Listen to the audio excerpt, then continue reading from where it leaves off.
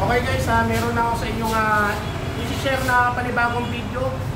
Yan, bali tungkol sa power window motor.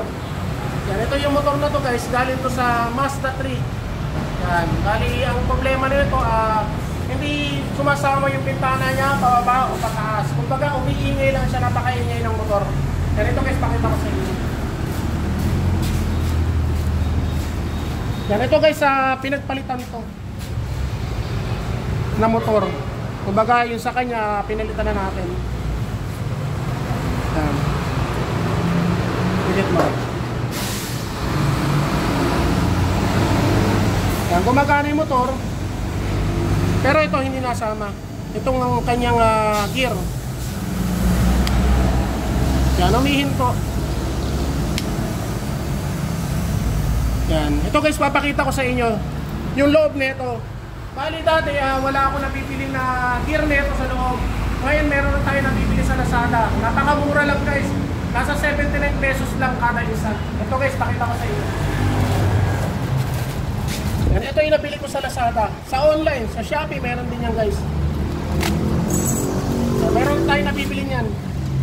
Bali, 4 na piraso yung binili ko. Yan, ito lang ang nagiging sira niyan guys. Kaya, hindi ito sumasama sa pag-ikot ng motor. Yan, ngayon na ituturo ko sa inyo kung paano yan baklasin. Kaya ito guys, susungkitin nyo lang to. Yan, ganyan lang.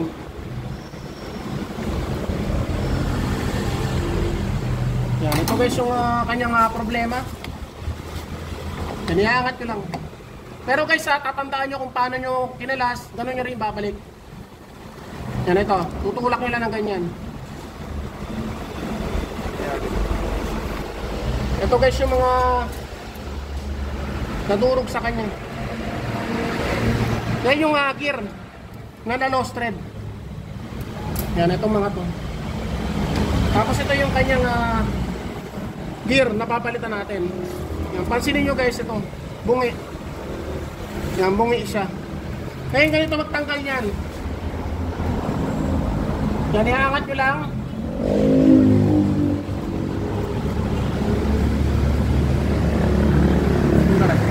Lapit mo.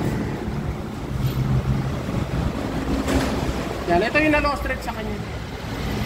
Yan, nasira yung gear niya. Yan.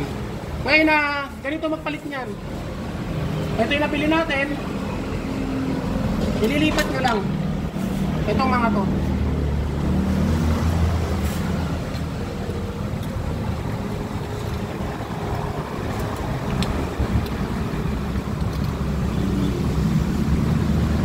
Medyo naturog na guys yung kanyang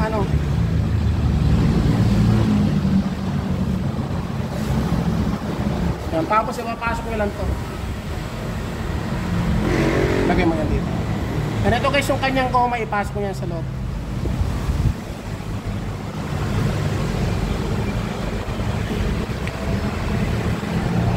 Yan, gaya lang guys. Tapos ibabalik ko lang.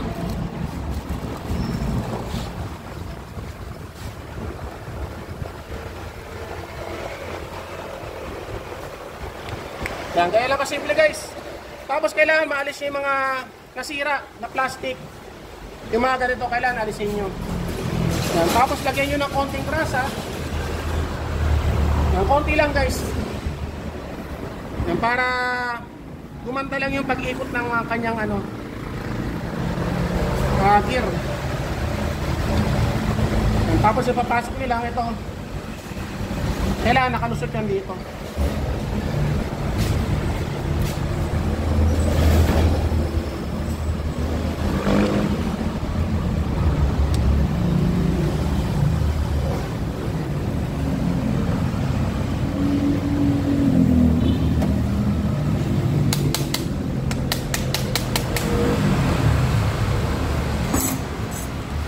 Kailangan guys, kapag nakaganyan, iaayos nyo. Tulad niya, may tumukod. Yan, gaya lang.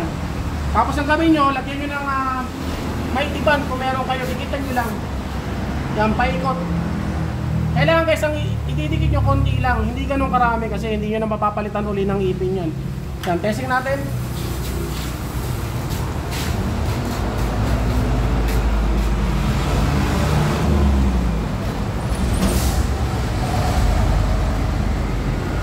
Yan, ito guys, kung gusto nyo makatipid, gayahin nyo lang to.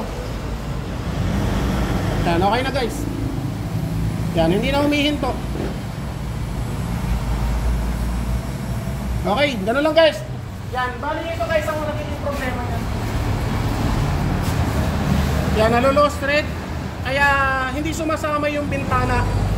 Yan, ito guys, swak na swak yan. Parehas na parehas. Yan, bali GL Paladin channel guys. Kung gusto nyo pang marami kayo matutunan, punta lang kayo sa aking YouTube channel. Yan, i-search nyo lang ang aking YouTube channel, GL Paladin YouTube channel. At saka kung gusto nyo mag-DIY, gayahin ang video ko. Pero kung gusto nyo kaya talaga, punta lang kayo dito guys sa Kantalan, pinyan lang muna. Dito lang, hanapin nyo lang GL Paladin online naman siya. Okay guys, maraming salamat. Tapos meron din tayong ina-upload sa ating Facebook, Bert Paladin. Thank you.